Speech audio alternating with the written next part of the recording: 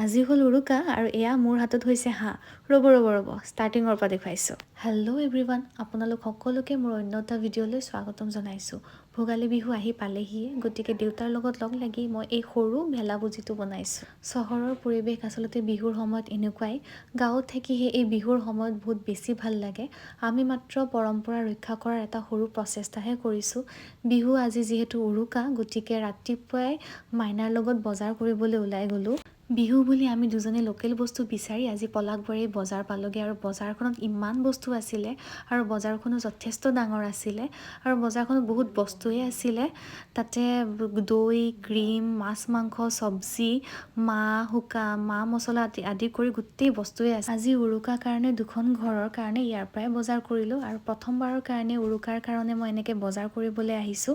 ভাল লাগিছে আৰু লোকেল কণী পাই লোকেল কণীও ল'লোঁ ঘৰৰ কাৰণে। ভোগালী বিহু বুলি ক'লে হাঁহ নোখোৱাকৈ বাৰু কেনেকৈ হ'ব, গতিকে অহাৰ সময়ত ঘৰৰ কাৰণে হাঁহো ল'লোঁ। আজি উৰুকা বাৰু এনেকৈয়ে খাম। আপোনালোকৰ আয়োজন কেনেকুৱা চলিছে মোক জনাবলৈ নাপাহৰিব। আকৌ লগ পাম অন্য এটা ভিডিঅ'লৈ। আজিলৈ আহিছোঁ, বাই।